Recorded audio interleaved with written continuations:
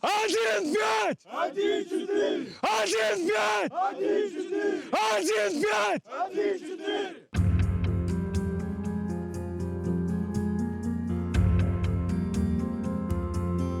Подразделению уже 1,5 года. Все спонтанно зникло. Я зустрівся з командиром, з Тимуром, і командир запросив мене приходити, бо ми знали, що дуже багато білорусів скитаються з підрозділення в підрозділення, уходять і там з різних підрозділень і не можуть знайти свого місця. І він запросив мене. На той момент я був у ССО, щоб я створив своє підрозділення. У нас було велике коло вже білорусів, сябров, які у різних підрозділеннях воювали. І так виникла думка зробити нечто своє. Бо коли ти воюєш 2,5 на той момент годи і бачиш війну з одного боку, з іншого боку, часто внутрішнє несогласие якось закрадалось, що я бачив, як треба робити, і бачив, що там не дають так робити. От білорусів з любов'ю.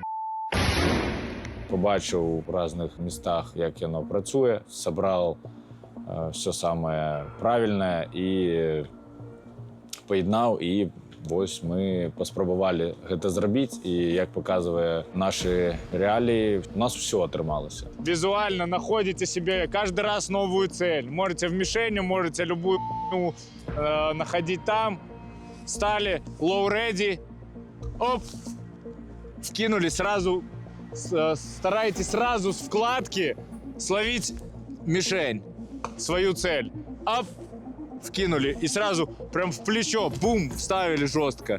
Для мене саме головне – це життя наших бойців, воїрів. І ганоритися ми можемо точно тим, що ми знищили дуже велику кількість свого складу ворога. І при цьому ми не втратили ні одного нашого воїра. Так, у нас є поранені, важко поранені, є хто зараз на ВЛК.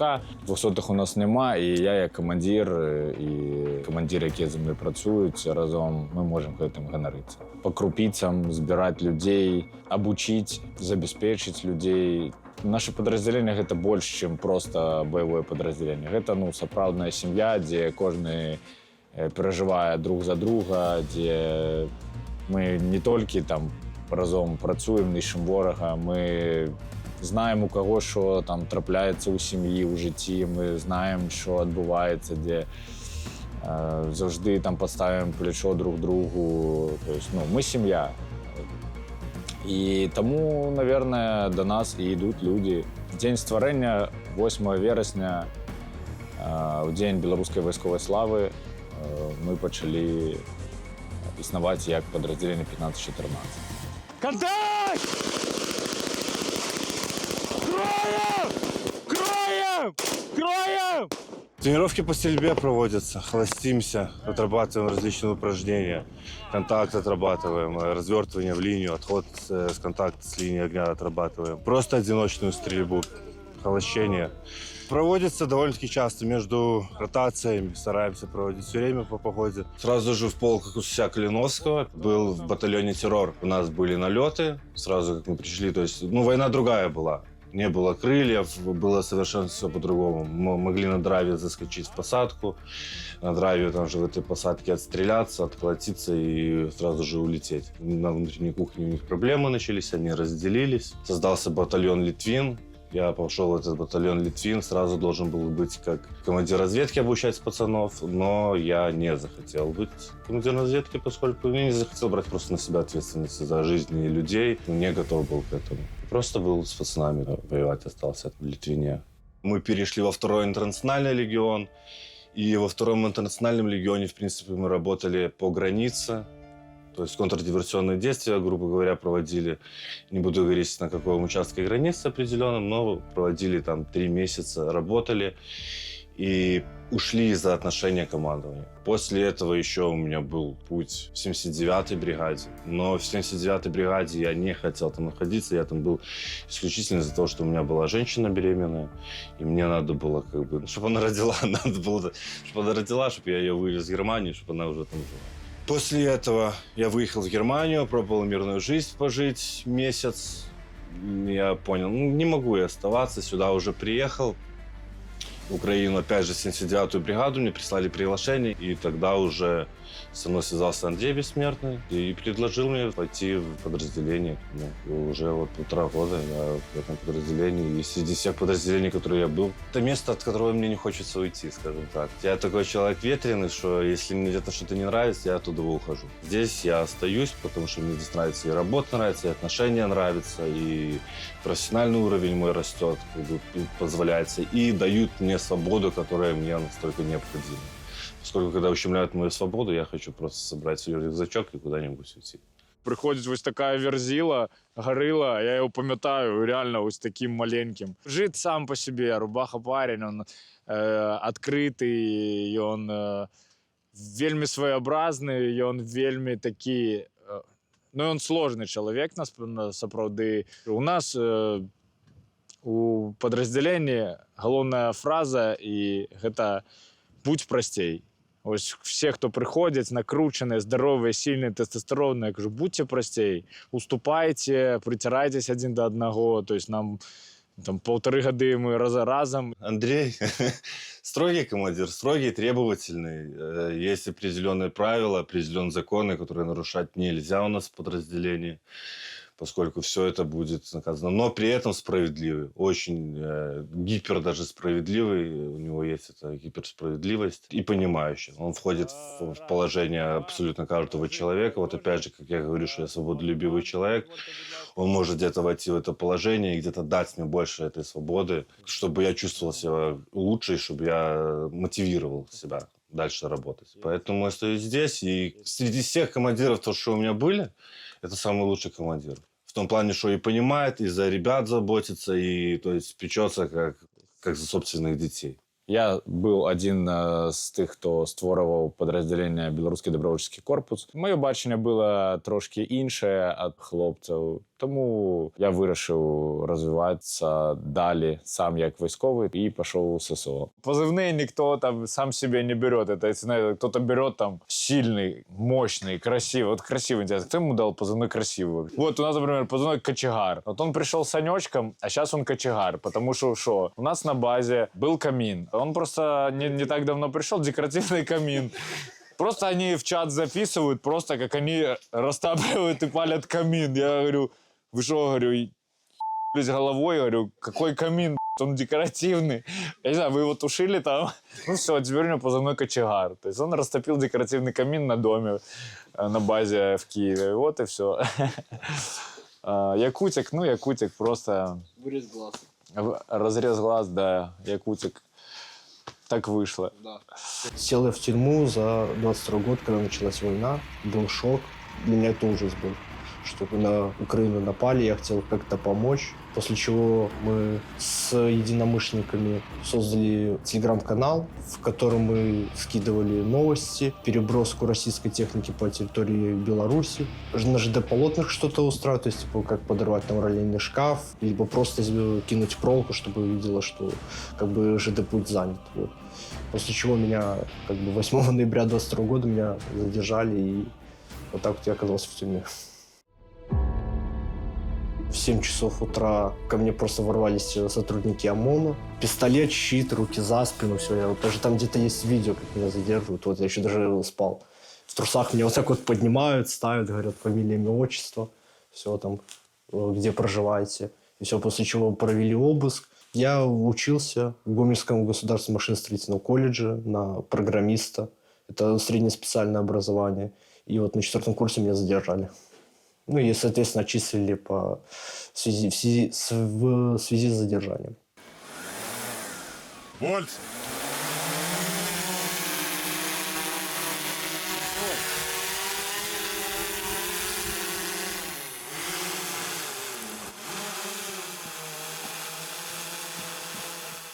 Буквально через месяц я собрался с мыслями, я принял решение, что поеду сюда, я должен быть здесь, мое место здесь. На тот момент медийно показывали белорусское подразделение батальон Костуся Калиновского. Я понял, что это мой шанс. В марте месяце я приехал практически с самого начала. Когда прошел месяц моего обучения, нам сказали, что мы ездим на первую задачу. И первая задача у нас была под Николаевом, апрель. Это начало мая месяца было. под Николаевом, деревня Любимовка, Мурахевка. Рядом была захвачена Снегиревка как раз. Когда я ехал в Украину, я себе пообещал о том, что я пройду этот путь до самого конца.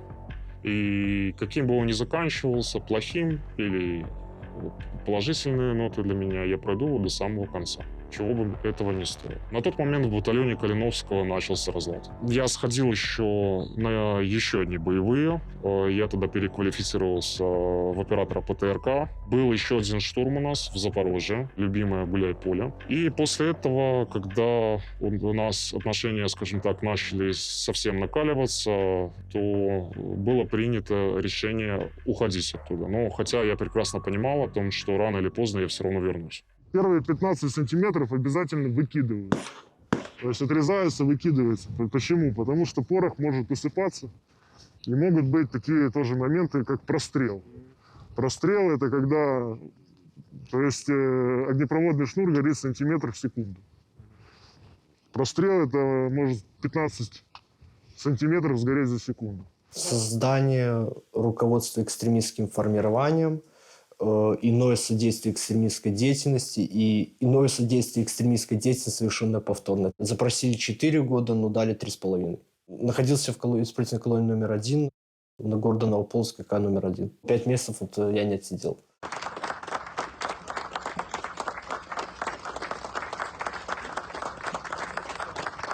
Мое освобождение вообще было неожиданно. Я, как всегда, работал, ко мне прибежал главный в отряде зэк, завхоз, берет за руку, куда-то тянет, говорит, у тебя какой-то спецэтап. 10 минут на сбор дали, просто выкинули все вещи мои, закрыли в отстойник, через 3 часа приезжают, накидывают маску, везут в СИЗО КГБ. Один день мы там ночуем, нас всех собирают и выкидывают за границу. И никто ничего не говорил нам, никто не общался, что вообще происходит.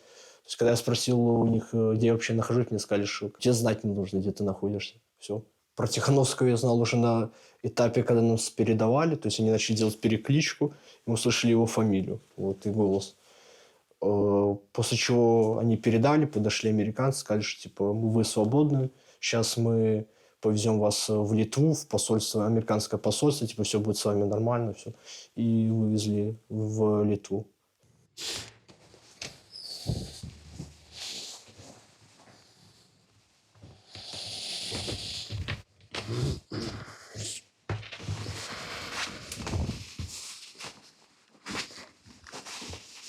Собственно, вот так вот мы и живем. Вот мои шмотки. Частично с чем-то я так и поеду на сектор. То есть вот спальник, моя броня. И уже в этот баул я положу то, что мне нужно будет брать с собой. Соответственно, это моя комната, где я живу. Здесь особо ничего такого нет интересного. То есть вот там собирают дроны. Еще когда мне исполнилось 18 лет, я подавал анкету в Азов, но меня не взяли, потому что я не украинец был. Вот я хотел все равно в эту движуху все вливаться, в Украине жить. И на тот момент в Мариуполе хотел жить. Но потом началась война, и я хотел сюда приехать. Да. Были определенные с этим проблемы. После того, когда меня посадили, у меня мое желание не отпало. Я знал, что если выйду и война будет дальше продолжаться, то я все равно сюда приеду. В любом случае. Я занимался спортом в тюрьме. Я приехал в Литву и сразу же буквально через пару недель начал этим всем заниматься.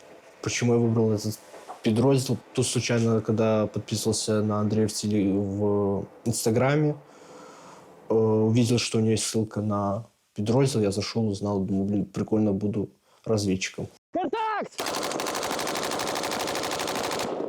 Пускай!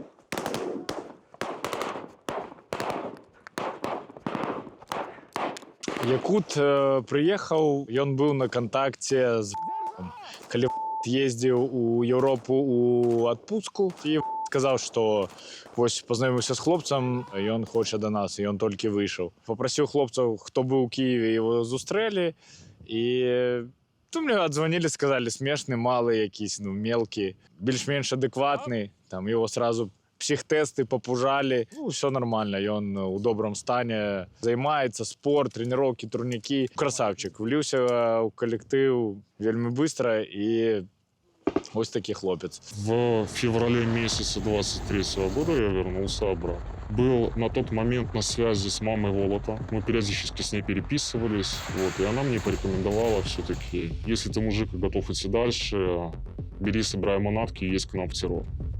То, что я и сделал. Я пошел по знакомству в 5-ю окремую танковую бригаду.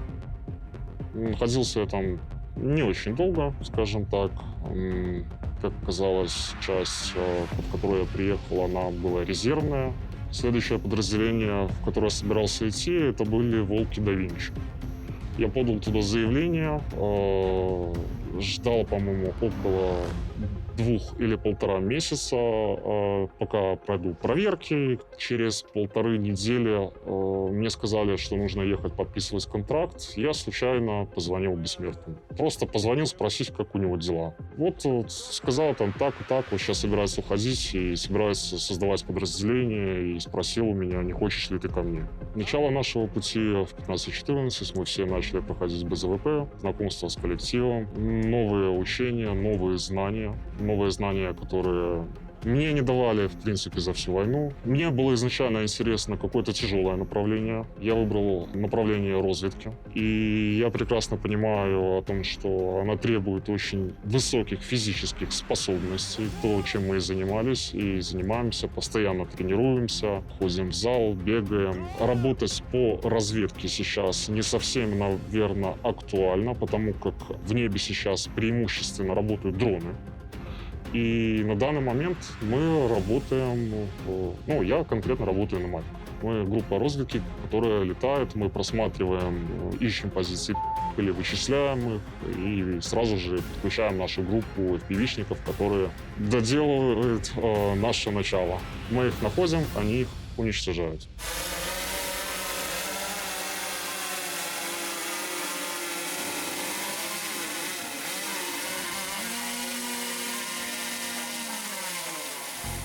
Що після війни, де після війни нічого не буде, бо війна буде завжди. В Україні є тільки 2 шляхи. Або вона буде згуртована, мілітаризована, моцна і сильна, або її не буде взагалі. Бо з таким сусідом, як Рашка, треба бути завжди мілітаризованою, згуртованою, готовою давати відсіч, рубитися завжди. Ви зрозумієте, що на моцного ніхто ніколи не нападе. Нападати будуть тільки на тих, хто може дати слабину. Коли Україна буде моцна, мілітаризована, то тоді ніхто не захоче з нею воювати, на неї нападати і так далі.